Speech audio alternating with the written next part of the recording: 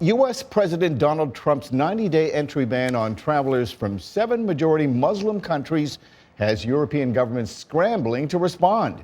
The U.S. ban poses a major dilemma for some of these governments, some of whom are under intense pressure from both sides. VOA's Europe correspondent Luis Ramirez has our report. A honeymoon interrupted.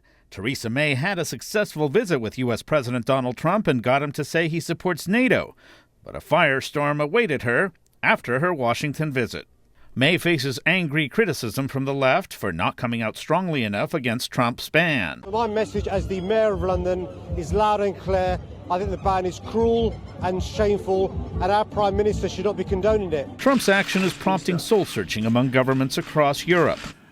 Welcoming refugees who flee war and oppression is part of our duty. We must ensure it happens in a fair, correct way and also in solidarity. The Trump administration says its policy is similar to what President Obama did in 2011 when he banned visas for refugees from Iraq for 6 months.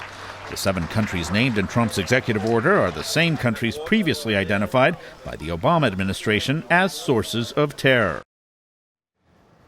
And to explain the implications and the potential fallout from President Trump's immigration ban, I'm joined here in Washington by our senior diplomatic correspondent, Steve Herman, along with VOA White House correspondent, Cindy Saine. I thank you both for joining us. Steve, let me ask you the first question because It comes out of Luis Ramirez's report that, in fact, and something we've been hearing all week, that this directive by President Trump was actually an offshoot of President Obama's earlier policies. Is that accurate? Not precisely. These countries were identified by the Obama administration as countries of concern, but the Trump administration has taken this to an entire new level with the blanket prohibition. So it's a different ballgame. So we're talking about apples and oranges here, Cindy. Has President Obama weighed in yet on this?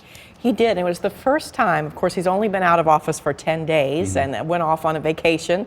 Some spotted him perhaps in the Caribbean or something. Looking very relaxed, yes. That's right. But through a spokesperson, through a written statement, President Obama weighed in and said that he was very encouraged by all the people who were coming out protesting, and he thought that American values were at stake.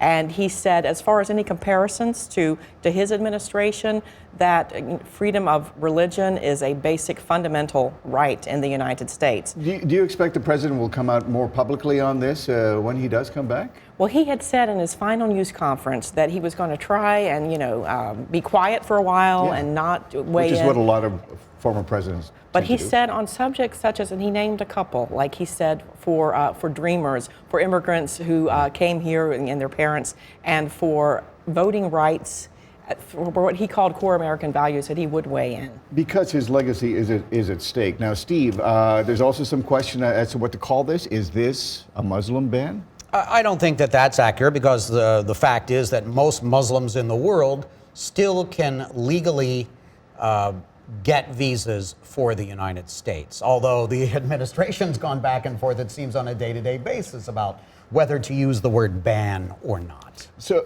but why stop refugees and immigrants from only these 7 countries and not some of the larger countries like Saudi Arabia, Pakistan, who were in fact involved in bringing terrorists to this country? Right, well, that's what many people are questioning. And you'll notice that Saudi Arabia and other countries have been quite quiet in their reaction, countries that were not targeted, whereas the ones who are targeted are saying this is an insult to Islam. So, and some people are pointing to Trump's business ties in countries like Saudi Arabia, saying perhaps that's a reason for it.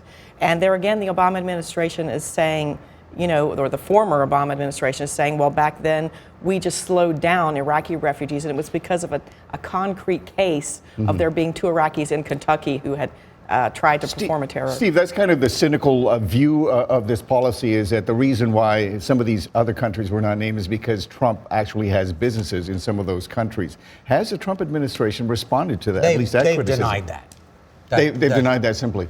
So tell me, because you're hearing a lot more about this than I am, what about the reaction from some of the world leaders in Europe? What are they saying about this immigration ban? Well, I think there is quite a bit of concern in that now we have a case of a former Norwegian prime minister who was held up from getting through immigration because he had visited one of these countries on the list. So it's affecting a wide scope of people. And there are lawsuits being filed. Judges are issuing temporary restraining orders against some aspects of this. And it does look like that this is going to play out in the courts. But the fact has been, even before this new administration, that those officers at the border do have the ability to stop anybody, regardless of what their visa status, if they have suspicions about their intent in the United States. Cindy, the GOP leadership has been fairly quiet on this issue. When this ban expires in 90 days, are they likely to extend this? Well, I think so. I think there is broad support for what President Trump calls extreme vetting. And some have said we don't like the way it rolled out and the fact that green card holders were caught up in it. But most are not saying, and particularly the leaders, are not saying they're against the restrictions totally. Well, Cindy, what do we know about extreme vetting versus what the president has done in the past? I mean, it's typically taking about 2 years to vet Syrian refugees, for example. What is the difference between that kind of vetting and Trump's supposed extreme vetting? Well, a lot of refugees would say this has already been extreme, but I think the what's coming to it now, which is new, which is what I've been hearing, is that people are being questioned maybe about their views, their social media account, views that they've expressed. You know, do they love the United States? What are their feelings?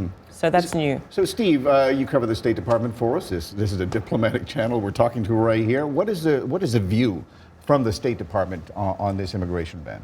Well, we have had about 1,000 Foreign Service officers and civil servants at the State Department and in the embassies around the world sign what's called a dissent channel memo against Saying this. they don't like this policy. Correct. Now, what is significant about this is there are several of these memos a year, and there may be a few signatures. We had the Syria memo last year in the Obama administration. There were 51 people signing that when that was considered a large number. So to have 1,000 signing on to this, that is unprecedented. Does that make Rex Tillerson's job a little bit harder? Perhaps, and he did. I mean, he's a newbie here, right? Correct. He's but he made reference to this in his opening statement at the State Department on Thursday when he spoke to the employees, and he acknowledged that this is legitimate, that there is this vehicle to dissent, but once they've dissented, they're supposed to get with the program and do their job. And that's also what Sean Spicer said from the White House lectern, although he did not put it in very diplomatic language. Well, yeah. Let's hope these State Department folks are not worrying about their jobs. And Cindy, the other big story that I want to touch base with you before we run out of time is the diplomatic row that we've seen between Australia and the United States. There was a phone call apparently cut short by President Trump, and afterwards he said this has to be one of the worst calls ever. What can you tell us about that little diplomatic spat there? Well, have been a fly on the wall there in the office. We don't know exactly, but we do know that it was a contentious call. And a lot of even some Republican lawmakers are saying this is so unnecessary with a close U.S. ally. Yeah. You know, and we had Senator John McCain, Republican, and a couple of other lawmakers calling the Australian ambassador to the U.S. afterwards and just stressing how important the friendship is. So, you know, I've heard reports out of Australia, don't know if it's true, saying that President Trump actually hung up. Now, Sean Spicer said that's not true. He didn't hang up, but it didn't. The Well, call they're going to ended try to abruptly. put a positive spin on this. But Steve, the president obviously said, hey, you know, at a breakfast meeting, he said, don't even worry about this. I got this under control. But is this what we can expect to look forward to? Is this a new Trump diplomacy that we're looking at? I think this is very much what was promised during the campaign, a inward-looking, somewhat confrontational view that the old way of doing things is out the window now, and these are transactional relationships for diplomacy. And a lot of people are very upset about that because, again, Australia is not just an ally.